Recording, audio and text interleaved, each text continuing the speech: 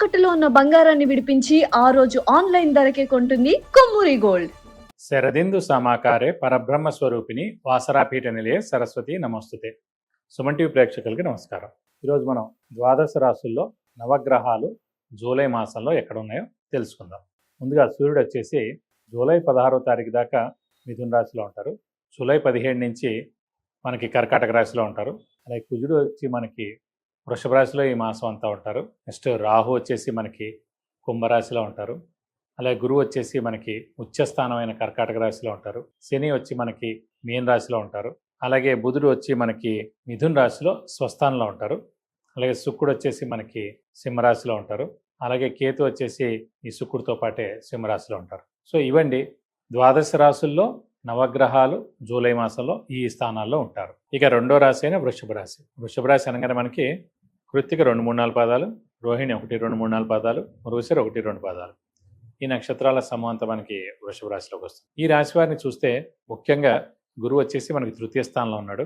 పర్వాలేదు, అంటే మొన్నటిదాకా జూన్ 1వ తారీఖు దాకా మటుకు ద్వితీయ స్థానంలో చాలా బాగున్నాడు. ప్రస్తుతం తృతీయ స్థానం వచ్చాడు. తృతీయ స్థానం అంటే ఏంటంటే జనాల సహాయ సహకారాలు, అలాగే writing skills and communication skills, అలాగే మనకన్నా తమ్ముళ్ళు కానీ మన తర్వాత పుట్టిన చెల్లెలు కానీ వీళ్ళందరూ కూడా తృతీయ స్థానంలోకి వస్తారు. మనకన్నా తమ్ముళ్ళు కానీ చెల్లెలు కానీ ఎవరైతే ఉన్నారో వాళ్ళకి చాలా బాగుంటుంది ఈ సంవత్సరం. ఎందుకంటే తృతీయ స్థానంలోనే గురువు ఉండి అక్కడ ఉచ్చ స్థానంలో ఉన్నాడు కాబట్టి like communication skills, writing skills బాగా మెరుగుపడతాయి.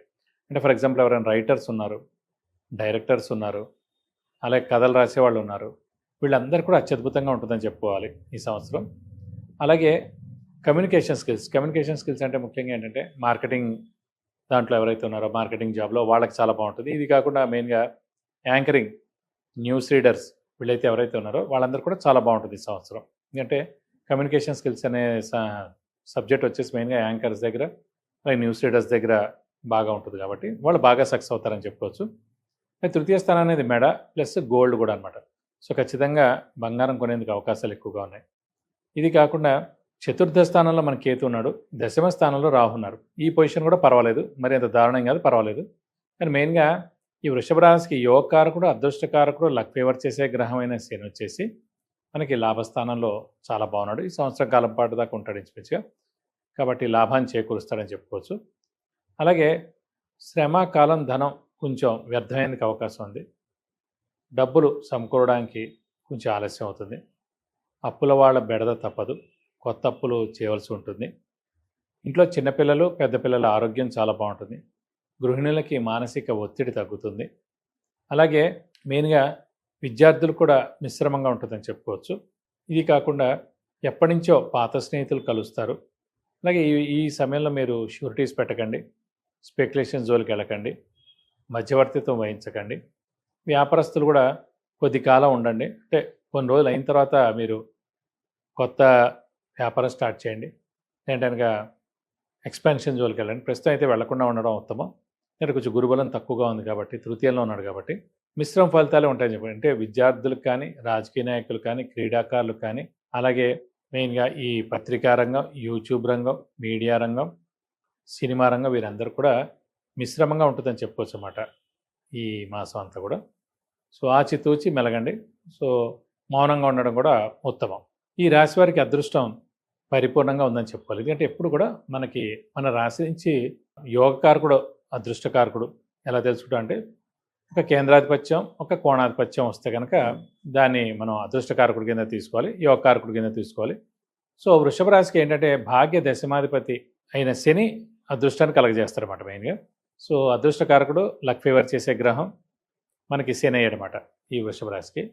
సో అతను అద్భుతంగా మనకి లాభస్థానంలో చాలా బాగున్నాడు కాబట్టి విపరీతమైన అదృష్టం ఉంటుంది. కాబట్టి ఈ మాసం అంతా కూడా మనకి అదృష్టం అంటే మెయిన్గా హార్డ్ వర్క్ అనేది, స్మార్ట్ వర్క్ అనేది ఎంత ఉన్నా కూడా దైవబలం ఇంపార్టెంట్, అలాగే అదృష్టం కూడా ఇంపార్టెంట్. దైవబలం పర్లేదు 50% ఉంది తృతీయ స్థానంలో, కానీ అదృష్టం మటుకు పరిపూర్ణంగా ఉంది, 90% లాభస్థానంలో ఉన్నాడు కాబట్టి. సో అదృష్టం మటుకు పరిపూర్ణంగా ఉందని చెప్పుకోవచ్చు ఈ మాసం అంతా.